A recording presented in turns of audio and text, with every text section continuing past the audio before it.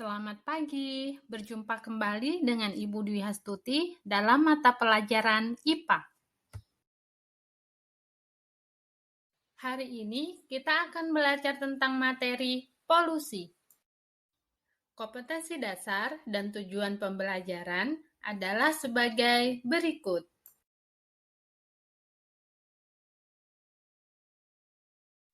Terlebih dahulu, mari simak video berikut ini.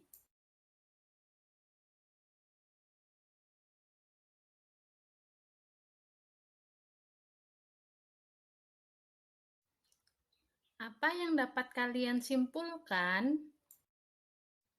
Ya, benar. Asap kendaraan, asap pabrik, asap pembakaran sampah, dan asap kebakaran hutan menyebabkan udara kotor. Udara kotor menyebabkan lingkungan berkabut, dan makhluk hidup akan kesulitan bernafas. Kemudian, simaklah video kedua berikut ini.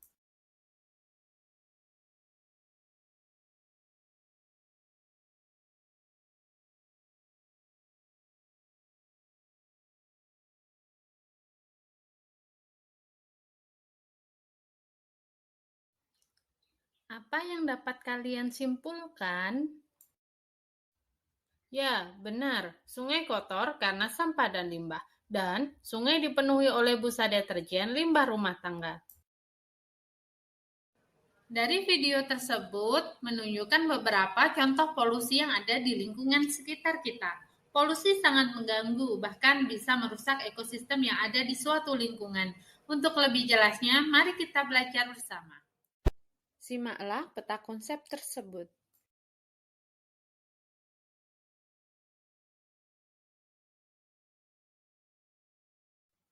Polusi adalah peristiwa masuknya atau dimasukkannya makhluk hidup, zat energi, dan atau komponen lain ke dalam lingkungan hidup oleh kegiatan manusia yang berdampak pada turunnya kualitas lingkungan sampai ke tingkat tertentu yang menyebabkan lingkungan hidup tidak dapat berfungsi sesuai dengan peruntukannya.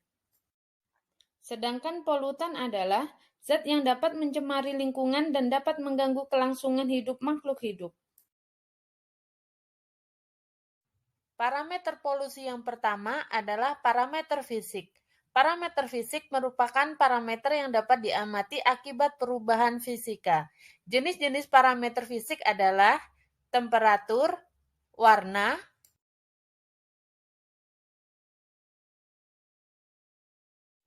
rasa, bau, dan kekeruhan.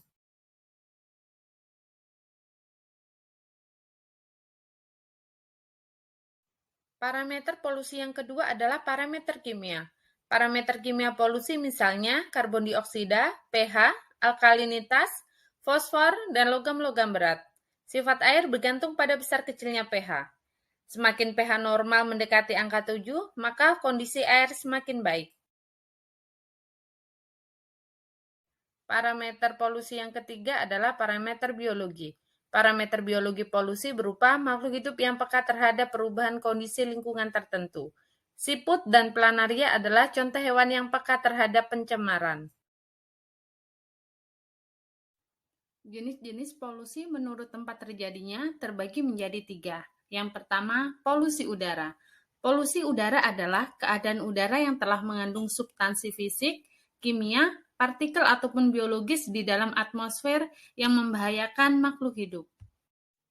Sumber polusi udara misalnya letusan gunung berapi, kebakaran hutan, pembakaran bahan bakar fosil, pembakaran bahan bakar kendaraan bermotor, asap rokok, perapian, kompor gas, kompor minyak tanah, dan lain-lain. Jenis polutan pencemar udara berdasarkan jenisnya dibedakan menjadi 2. Yang pertama, polutan primer. Polutan primer adalah substansi pencemaran yang secara langsung ditimbulkan dari sumber polusinya. Misalnya karbon dioksida, karbon, dan nitrogen oksida. Kedua, polutan sekunder. Polutan sekunder adalah substansi pencemaran yang terbentuk dari reaksi polutan primer yang terjadi di atmosfer. Contohnya ozon. Indikator polusi udara terbagi menjadi 3. Yang pertama, indikator fisik. Udara yang bersih seharusnya tidak berwarna dan tidak berbau. Yang kedua, indikator kimia. Diukur dengan indeks standar pengukuran udara ISPU. Nomor 3, indikator biologi. Contoh indikator biologi untuk mengamati tingkat polusi udara adalah lumut kerak. Jenis polusi yang kedua adalah polusi air. Sumber daya alam yang sangat dibutuhkan adalah air bersih. Air bersih yang layak konsumsi memiliki ciri-ciri tidak berwarna, tidak berbau, tidak berasa, tidak mengandung mikroorganisme patogen, dan tidak mengandung unsur dan senyawa yang berbahaya.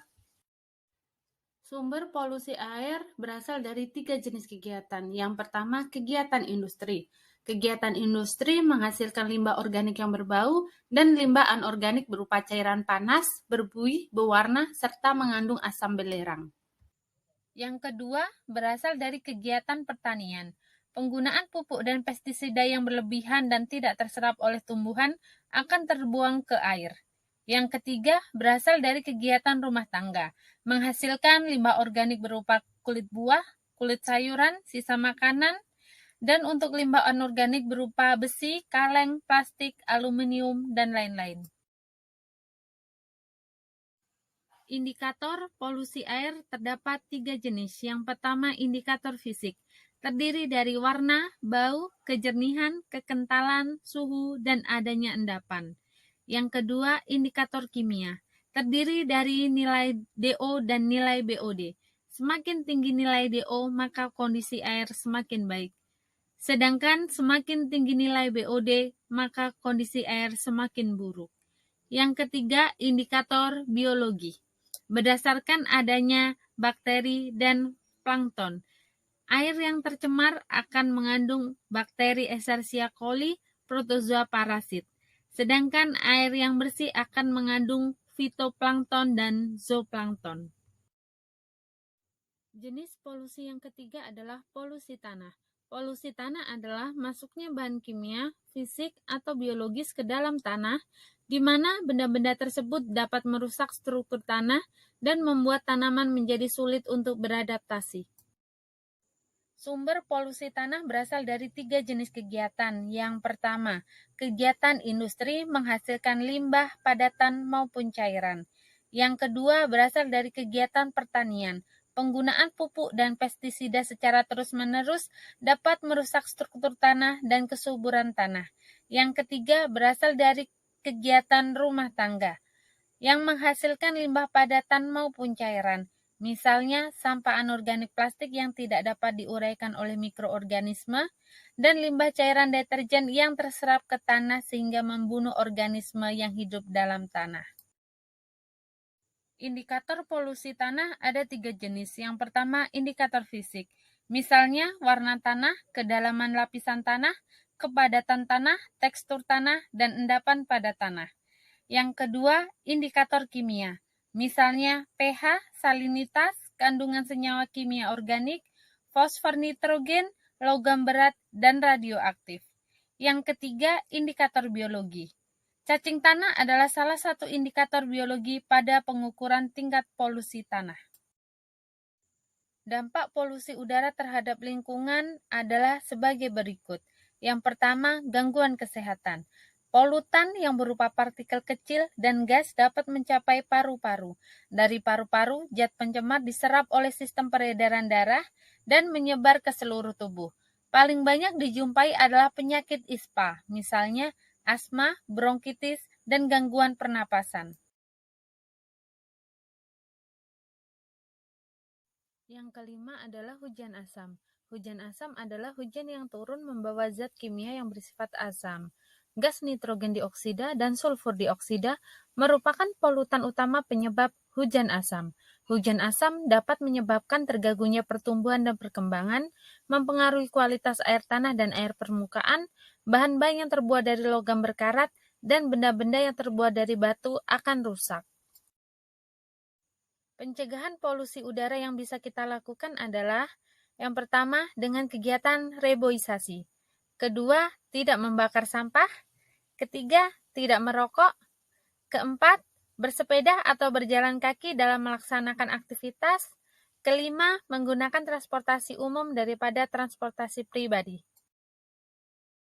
Dampak polusi air terhadap lingkungan yang pertama adalah gangguan kesehatan.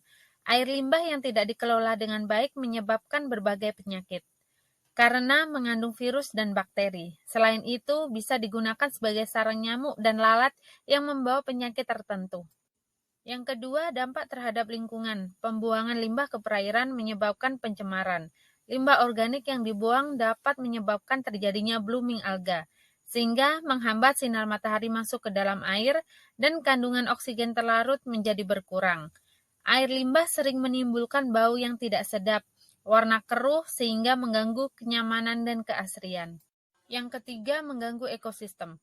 Polusi air menyebabkan berkurangnya pasokan air bersih untuk dikonsumsi oleh makhluk hidup di bumi. Pencegahan polusi air misalnya, yang pertama pembuatan kolam stabilisasi. Air limbah diolah secara alami untuk menetralisir zat-zat pencemar sebelum dialirkan ke sungai. Harga relatif lebih murah dan mudah dilakukan. Yang kedua, IPAL, instalasi pengelolaan air limbah. Dengan alat khusus, limbah diolah melalui 3 tahap, yaitu primary treatment, secondary treatment, dan tertiary treatment. Yang ketiga adalah pengelolaan ekskreta. Ekskreta banyak terkandung di limbah rumah tangga. Jika tidak dikelola dengan baik, akan menimbulkan penyakit. Pengelolaan ekskreta dalam septic tank dapat diolah secara anaerobik menjadi biogas. Dan yang keempat adalah memilah sampah dan tidak membuang sampah sembarangan. Memilah sampah berdasarkan jenisnya, sampah organik bisa dijadikan pupuk alami dan tidak membuang ke sungai.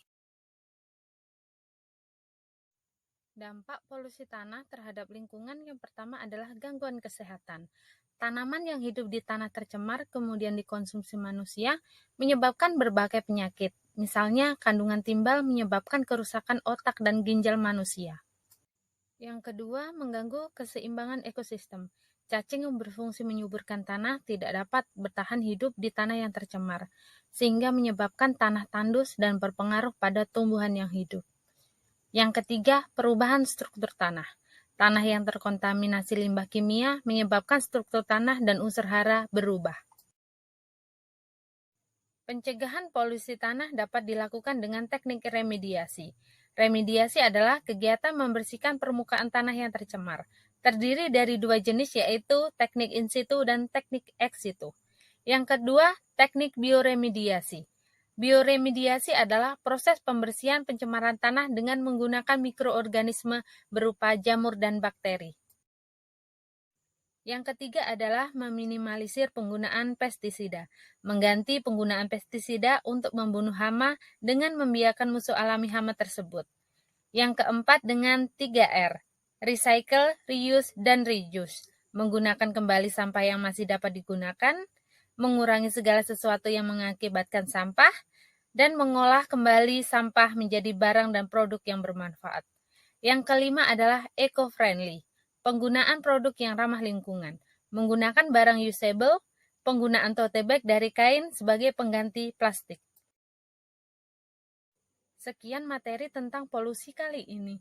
Sampai bertemu di materi-materi berikutnya. Terima kasih. Sampai jumpa.